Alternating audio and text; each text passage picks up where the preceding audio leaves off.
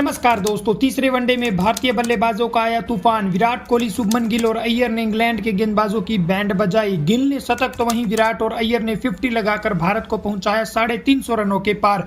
और फिर उसके बाद भारतीय टीम के गेंदबाजों का आया तूफान और फिर नहीं टिक पाई इंग्लैंड की टीम भारत के सामने 50 ओवर भी। तो क्या है तीसरे यानी कि आखिरी वनडे मैच का पूरा हाईलाइट्स बताएंगे दोस्तों आपको हमारी इस वीडियो में।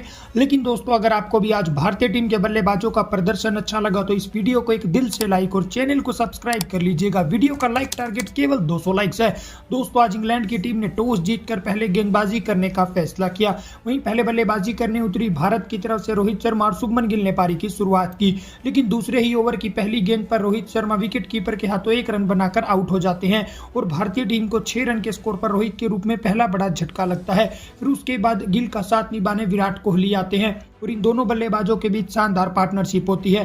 दोनों ही बल्लेबाज पावर प्ले में टिक कर बल्लेबाजी करते हुए भारत को 50 रनों के पार पहुंचाते हैं। फिर उसके बाद दोनों ही बल्लेबाज तेजी से रन बनाते हैं और दोनों ही बल्लेबाजों के बीच शानदार 100 रनों की पार्टनरशिप होती है और दोनों बल्लेबाज भारत को भी 100 रनों के पार पहुंचाते हैं। फिर शुभमन गिल शानदार अपना अर्धशतक पूरा करते हैं और शुभमन गिल के अर्धशतक पूरा करते ही तुरंत विराट कोहली भी 50 गेंदों पर अपना अर्धशतक पूरा कर लेते हैं। लेकिन अर्धशतक पूरा करने के बाद विराट कोहली 52 रन के स्कोर पर आदिल रशीद का शिकार हो जाते हैं और 122 रन पर भारत को कोहली के रूप में दूसरा बड़ा झटका लगता है। फिर उसके बाद गिल का साथ निभाने श्रेयस अय्यर आते हैं और इन दोनों बल्लेबाजों के बीच शानदार पार्टनरशिप होती है। अय्यर ताबड़तोड़ अंदाज में बल्लेबाजी करते हैं और शुभमन गिल भी धीरे धीरे अपने शतक की दहलीज पर आ चुके थे और वो तेजी से रन बना रहे थे और वो भी अपना शानदार शतक पूरा करते हैं। दूसरे छोर पर अय्यर भी 50 लगा चुके थे और दोनों ही बल्लेबाज ताबड़तोड़ अंदाज में बल्लेबाजी करके भारत को 200 रनों के पार पहुंचा चुके थे। लेकिन तभी शुभमन गिल 112 रन के स्कोर पर आदिल की गेंद पर बोल्ड हो जाते हैं और भारत को 226 रन के स्कोर पर गिल के रूप में तीसरा बड़ा झटका लगता है।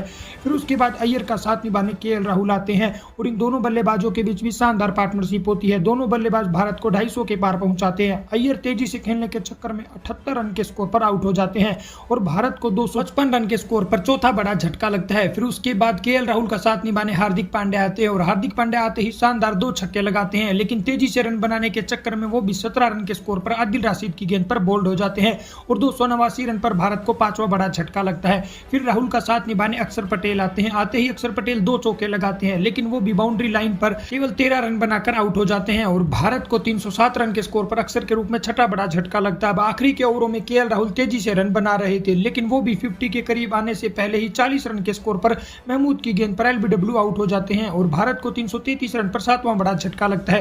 फिर उसके बाद हर्षित राणा और वाशिंगटन सुंदर के बीच अच्छी पार्टनरशिप होती है। हालांकि हर्षित राणा एक छक्का और चौका लगाते हैं और 13 रन के स्कोर पर आउट हो जाते हैं। फिर उसके बाद आखिरी ओवर में वाशिंगटन सुंदर भी 14 गेंदों पर 14 रन बनाकर आउट हो जाते हैं और इसी तरह भारतीय टीम पूरे 50 ओवर में 356 रन के स्कोर पर ऑल आउट हो जाती है।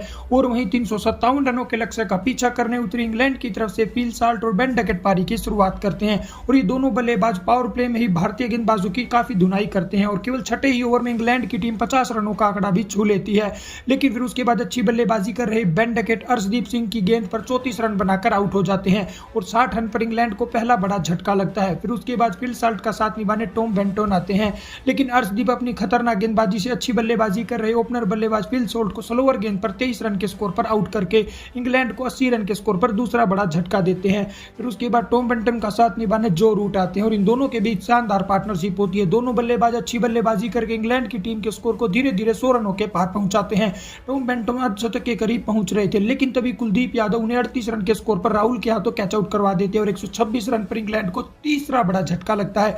फिर उसके बाद जो रूट का साथ निभाने हैरी ब्रूक्स आते हैं। इनके बीच भी छोटी सी पार्टनरशिप होती है लेकिन अक्षर पटेल 24 रन के स्कोर पर रूट को भी आउट करके इंग्लैंड की टीम को 134 रन के स्कोर पर चौथा बड़ा झटका देते हैं। उसके बाद हैरी ब्रूक्स का साथ निभाने जोस बटलर आते हैं और इन दोनों के बीच भी छोटी सी पार्टनरशिप होती है। ये दोनों बल्लेबाज इंग्लैंड के स्कोर को 150 रनों के पार पहुंचाते हैं लेकिन तभी हर्षित राणा अपने तीसरे ही ओवर की पहली गेंद पर कप्तान जोस बटलर को 6 रन पर बोल्ड कर देते हैं और इंग्लैंड की टीम को बटलर के रूप में 154 रन पर 5वां बड़ा झटका लगता है। लेकिन हैरी ब्रूक्स अच्छी बल्लेबाजी कर रहे थे लेकिन हर्षित राणा अपने चौथे ओवर की आखिरी गेंद पर 19 रन के स्कोर पर ब्रुक्स को भी आउट करके इंग्लैंड की टीम को केवल 161 रन पर छठा बड़ा झटका देते हैं। फिर लिविंगस्टन आते हैं, लेकिन वो भी काफी जूझ रहे थे, लेकिन वाशिंगटन सुंदर उनको भी स्टंप आउट 9 रन के स्कोर पर कर देते हैं और इंग्लैंड की टीम को 174 रन के स्कोर पर 7वां बड़ा झटका लगता है। फिर आदिल रशीद आते हैं, लेकिन वो भी आते ही 0 रन के स्कोर पर हार्दिक पांड्या का शिकार हो जाते हैं।